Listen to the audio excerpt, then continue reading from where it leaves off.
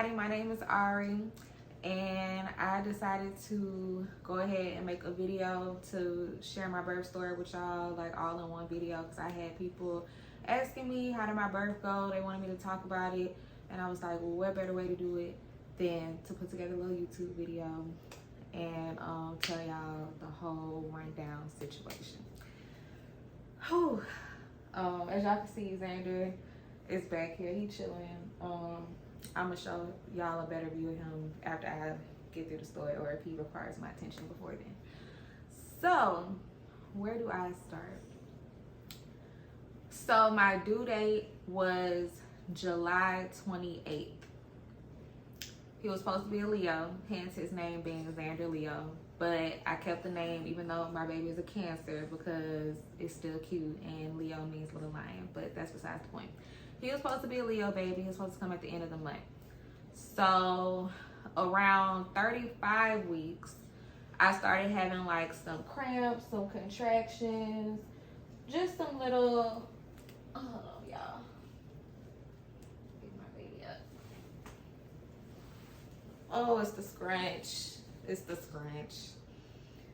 But yeah, so around 35 weeks, I started having like cramps and contractions and whatnot. And I'm like, okay, I feel him, like he's really low in my pelvis and stuff like that. But I wasn't showing signs of like, you know, okay, I'm about to go into labor right now, until I started packing, because I actually moved into a new apartment, you know, when was that? Like 2 weeks ago. So I was like packing against my better judgment, against everybody else's suggestion, packing my stuff because I'm hard-headed and I just do what I want.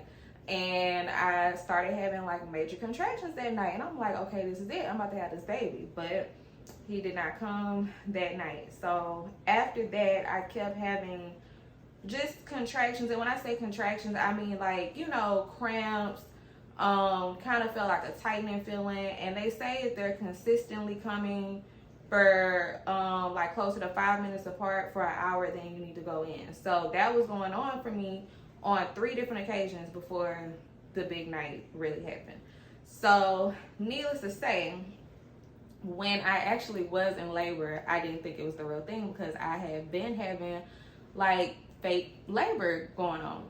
So Sunday comes around, I'm cleaning up all day, just nesting. And nesting is basically when it's just a motherly instinct of when you start getting close to the end, like you just want to clean, do this, do that. And I'm already kind of like that, but it was uncontrollable this day. Like I spent the whole day just cleaning and doing laundry, just doing whatever. So, and his dad was out of town up until Sunday. So I'm like, you know, I have been hoping all week that I just didn't go into labor before his dad got back. So probably around 11 p.m. Sunday night, July 9th, I'm in the bed.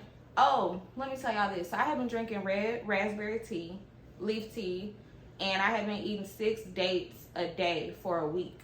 And that wasn't supposed to induce labor. It was just supposed to make labor, when it happens, happen like, let's go, like go time, like not stalling. I didn't want to have to get induced. I didn't want Pitocin. I didn't want none of that. So I wanted like as little intervention as possible besides epidural, because I was definitely gonna get the epidural.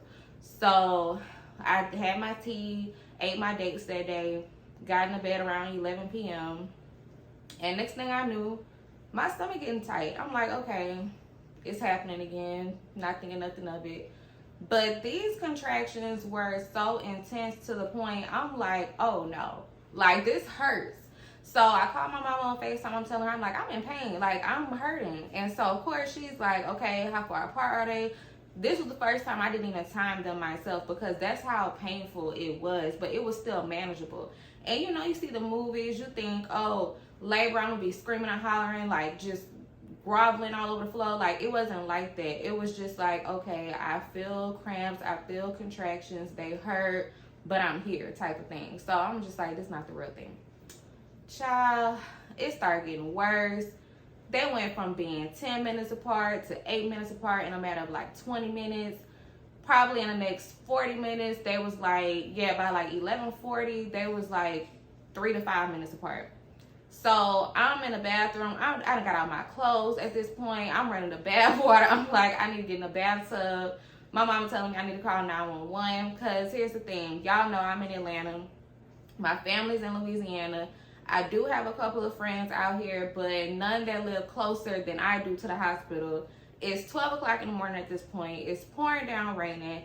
And again, I'm hard-headed. I didn't want to wait on nobody. Like, if this is labor, I'm taking myself to the hospital. I'm not waiting. Like, it's go time. I got to, you know, do what I got to do type of thing. So I got in the bathtub. I'm like, you know, if this don't ease it up, then I'm going. I'm in the tub. I'm having contractions. I'm like, this is not getting better. So I called the hospital. The doctor that was on call was not my doctor that I had been seeing.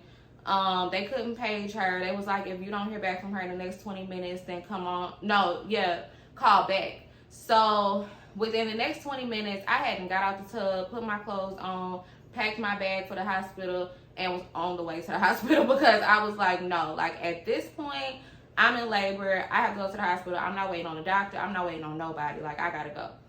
Y'all, I probably had like 10 contractions on the way to the hospital. I lived 20 minutes from the hospital.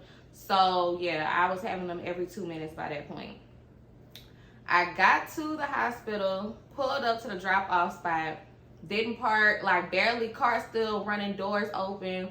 I waddled into the front like area, and there was just a security guard right there. And I just looked at him and I just said, oh. And he looked at me, he was like, okay.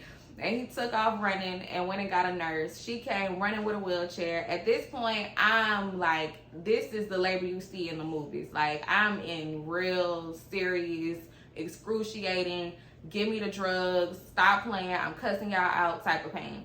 So I was like, my bags, my car. He was like, I got it.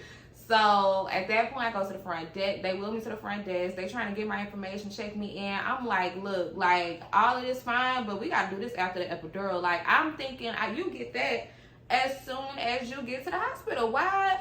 Y'all, I was just so confused how I'm in this much pain and nobody doing nothing about it right now. Like, I just could not fathom it. It felt like he was about to come out right then and there at the front desk. So they already had a room for me. I go to the room. I'm thinking, okay, you know, I can get through these contractions. I'm about to get the epidural. Y'all, they have to hook me up to an IV. I got to get fluids. They got to take blood. They got all this paperwork I got to sign. They talking about who's next of kin in case something happened to me. I don't care about none of that. I'm like, y'all, where is the drugs? I need it. Like, y'all, I was crawling off the bed. Like, it just got more intense. Like, you know, I'm trying to think my way through it. Like, you know, okay, my body's doing what it needs to do to have this baby. But at the same time, it's like fear goes out the window. Everything goes out the window. It's just like you just feel pain. Like, you can't think about nothing else. And I was on FaceTime with my mama the whole time. And, like, a few times, you know, she was like, oh, the baby. And I would be like, oh, the baby. Like, the pain was so bad, sometimes you forget you about to have a baby. Like, it was that bad. So I'm begging them for the epidural. They like, you got to at least finish half the bag of the IV. So all in all, it probably took like 45 minutes for me to get the epidural. And like, since I had been at the hospital. Finally got it. I'm like, whew, okay. This about the, you know, the anesthesiologist come in. I'm looking at him. I'm like, look, I don't always have the best reaction to anesthesia. You know I'm a small fry. But, however, I usually wake up and I be feeling stuff on anesthesia. So, you got to use a little more, you know what I'm saying? Do what you got to do. He was like, I'll keep that in mind. I'm thinking he keeping it in mind. Y'all, the epidural did not take. I'm in the bed. I'm wiggling my toes. I'm moving my legs. They coming in to turn me from side to side. I'm like, I can turn myself over. Like, I feel everything. I feel the catheter. Like, I feel everything. Everything hurts. I feel the contractions. I feel my baby still moving down. I feel the cervical checks. I feel everything. And so at that point, anesthesia, I would just come back and he gives me like another dose of it. And instantly, I just feel amazing. Like, I feel like this high rush over me and this numbness. And I'm like, okay, I can do this. That lasted all of 35 minutes and I was back in pain again. So I spent the next like 13 hours in labor, contracting. The epidural like slowed everything down, I think.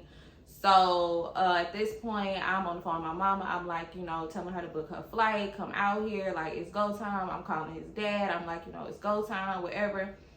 So at that point, I guess I went to sleep. I really don't, I don't know. Like, it's just, the time just goes by. But all I know is between that time and like 12 hours later, the nurse came in and she was like, it's time to start pushing. His heart rate is like not tolerating the contractions well anymore, and we need to get him out. The whole time I had been telling them, like, I had a very extensive birth plan, y'all. It was like 6 pages long. I gave a copy to everybody at the hospital, and they followed it to a T, I'm not gonna lie. And one of the things that was on my birth plan was that I wanted to labor down. I didn't want to do what's called purple pushing, meaning like they telling me push.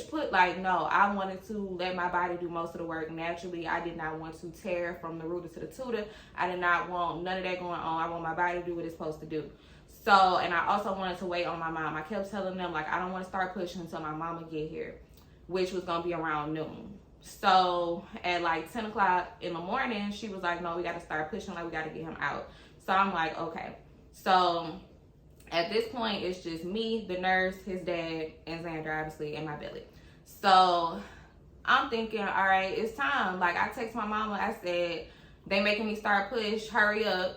And I gave them my phone. And at that point, now I'm pushing. I don't know where my doctor at. I don't see nobody else in the room. It's literally just the nurse and my child's father.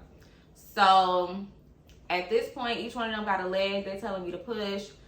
I don't know, like, I don't know how to explain, like, the way that you push.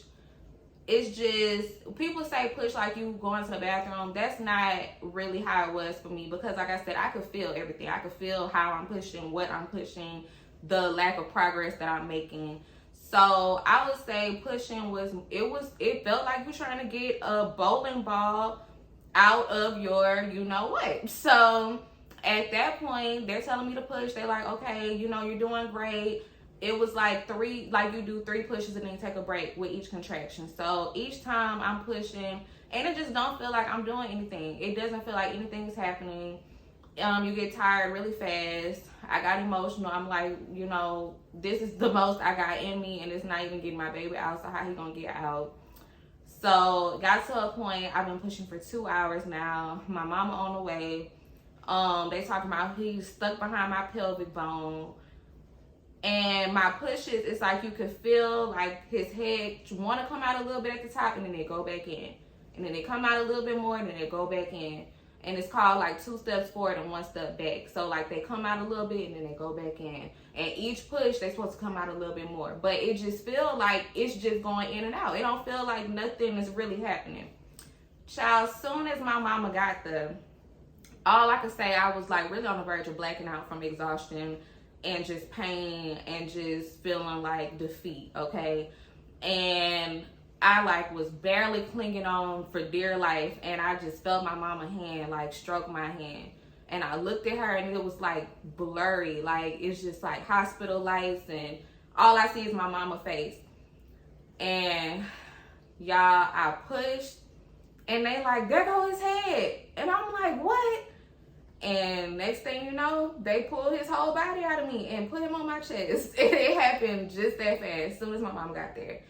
And I mean, it's the most surreal. I'm trying not to cry right now. It's like the most surreal, like out of body experience. No YouTube video you watch, no other birth story you watch or read can prepare you for the rush that you feel when you push your child out of your own body and you give birth. Like, nothing could have prepared me for the just sensations and emotions and just the moment that it was. And that's how he got here. I mean, and then you just be at the hospital. I actually spent like 4 days at the hospital after. Oh, well, also, you know, if you tear, they stitch you up and things like that. But honestly, I would say like my recovery has not been bad at all. I would highly recommend the raspberry leaf tea to anybody that's you know, have like going towards giving birth soon. I would talk to my doctor about it if I were you, but definitely I think that that really toned my uterus to a point where like I haven't had like extremely bad cramps after, bleeding, anything like that.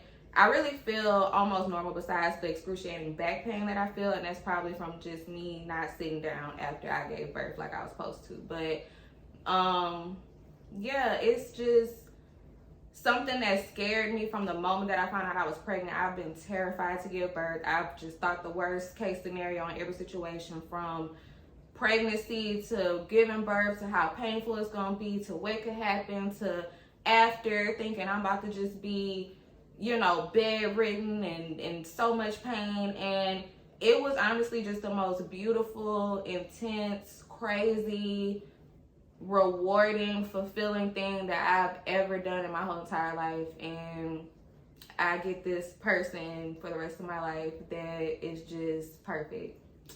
And he was so worth it. So yeah, that is my birth story. That is how Xander came to the world. And if y'all have any like questions or anything y'all want to share y'all's birth stories and things like that, y'all can comment and send me a message. If there's anything else y'all want to know or see when it comes to me or the baby, let me know. I'm really at home now, so I have nothing but time to make videos and content and stuff like that. So definitely let me know what else y'all want to know and what else y'all want to see. And until next time.